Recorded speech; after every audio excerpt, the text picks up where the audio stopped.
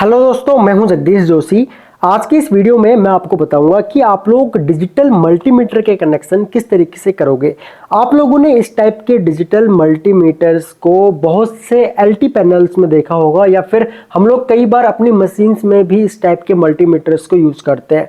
ये जो मल्टीमीटर होते हैं, इनसे हम लोग एक ही मीटर में हम 3 फेज का सप्लाई चेक कर सकते हैं। R Y, Y B and B R, इस तरीके से हम लोग तीनों फेसों में सप्लाई चेक कर सकते हैं। हम लोग तीनों फेसों में कितना करंट चल रहा है वो हम लोग चेक कर सकते हैं, और हम लोग एनर्जी भी चेक कर सकते हैं कि कितनी एनर्जी हम लोग कंज्यूम कर चुके हैं। तो एक ये जो मल्टीमीटर है, इस मल्टीमीटर को हम लोग एलटी पैनल्स में भी यूज करते हैं, जो हमारे डिस्ट्रीब्यूशन पैनल होते हैं वहां पर भी हम लोग यूज करते हैं।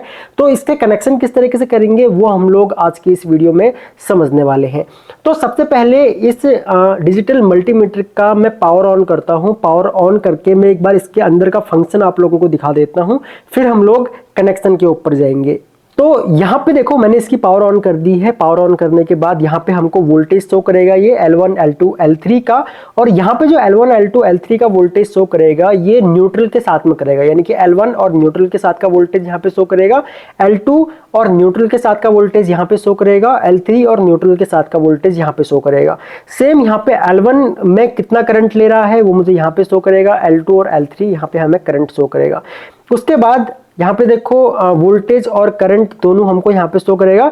उसके अलावा यहाँ पे L1 L2 का वोल्टेज यहाँ पे शो करेगा, L2 L3 का वोल्टेज यहाँ पे शो करेगा, और L3 L1 का वोल्टेज हमको यहाँ पे शो करेगा। ठीक है, तो ये तो हो गया कि हमको ये वोल्टेज कैसे शो करेगा। उसके बाद यहाँ पे अगर हमें केवीए चेक करना है तो L1 L2 L3 में कितना केवीए चल रहा है वो हम लोग यहाँ पे चेक कर सकते हैं।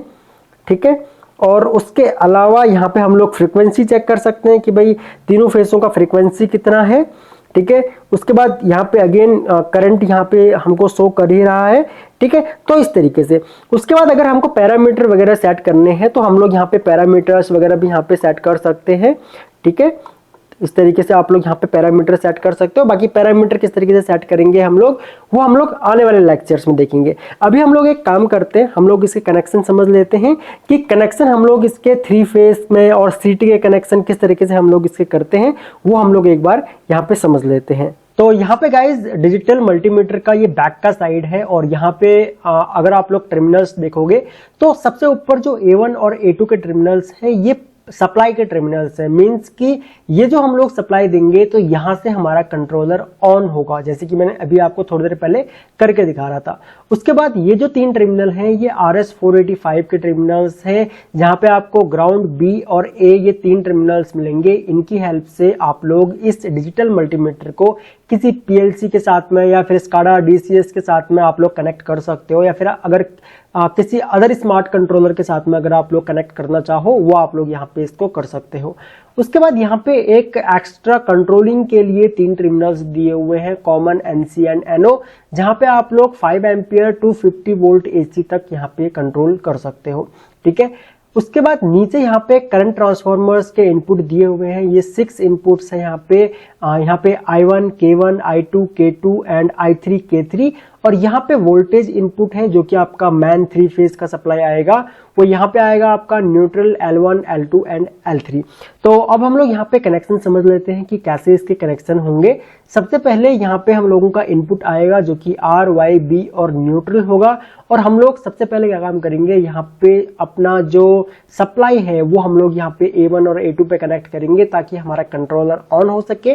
ठीक है, उसके बाद हम लोग यहाँ पे क्या काम करेंगे, जो हमारा मेन सप्लाई है हम लोग यहाँ पे मेन सप्लाई कनेक्ट करेंगे। ठीक है, जो कि हमारा neutral L1 L2 and L3 यहाँ पे इस तरीके से होगा। यहाँ पे मैंने L1 L2 L3 में R, Y, B इस तरीके से कनेक्ट किया हुआ है। आप लोग यहाँ पे R, Y और B इस तरीके से कनेक्ट करोगे, मतलब L1 पे R, L2 पे यहाँ पे Y और L3 पे B फेज कनेक्ट करोगे। ठीक है, उसके बाद हम लोग क्या काम करते हैं, हम लोग यहाँ पे ये मेरा RYB 3 फेस है, ये यहाँ से हम लोगों का इधर आएगा। ठीक है, तो ये एक यहाँ पे हम लोगों ने CT1 CT2 और CT3 ये 3 सीटी लगा दिए हैं, क्योंकि यहाँ पे हमको 3 सीटी लगाने पड़ेंगे तीनों फेसों के लिए। और उसके बाद यहाँ पे ये हम लोगों का R फेस हो गया, ये हम लोगों का Y फेस हो गया, और ये हम लोगों का B फेस हो गया, और ये तीनों फेस वही है जो यहाँ से आउटपुट गया और यहाँ पे ये आ गया, यानी कि ये सोर्स एरो और ये डेस्टिनेशन एरो, इस तरीके से आप लोग इसको समझ सकते हो। फिर हम लोग क्या काम करेंगे, हम लोग CT1 को कनेक्ट करेंगे I1 K1 में, CT2 को हम लोग कनेक्ट करेंगे I2 K2 में, और CT3 को हम लोग कनेक्ट करेंगे I3 K3 में। उसके बाद यहाँ पे जो ये कंट्रोलिंग के टर्मिनल्स हैं, इनको अगर आप लोग चाहो तो एक्सटर्नल कोई आउटपुट आप लोग इससे ऑन कर सकते हो, और ये आप लोग RS485 के जो कम्युनिकेशन टर्मिनल्स दिए हुए हैं, आप लोग इस डिजिटल मल्टीमीटर को कम्युनिकेट करवा सकते हो अपने किसी भी स्मार्ट कंट्रोलर से, या फिर स्मार्ट कंट्रोलर मीन्स अपना PLC हो गया, या फिर अदर कोई कंट्रोलर अगर आपके पास है तो उनसे आप लोग यहाँ पे कम्युनिकेट करवा सकते हो। तो इस तरीके से हम लोग एक डिजिटल मल्टीमीटर के कनेक्शन करते हैं। बहुत ही सिंपल होते हैं डिजिटल मल्टीमीटर के कनेक्शन, और आने वाले लेक्चर्स में हम लोग इसके पैरामीटर भी देखेंगे कि हम लोग किस तरीके से इस कंट्रोलर के पैरामीटर सेट करते हैं। सो आई होप गाइज कि आप लोगों को समझ में आया होगा कि हम लोग डिजिटल मल्टीमीटर के कनेक्शन किस तरीके से करते हैं। फिर भी अगर आप लोगों का कोई भी डाउट हो इस टॉपिक से रिलेटेड, तो आप लोग वीडियो के नीचे कमेंट करके हमसे पूछ सकते हो।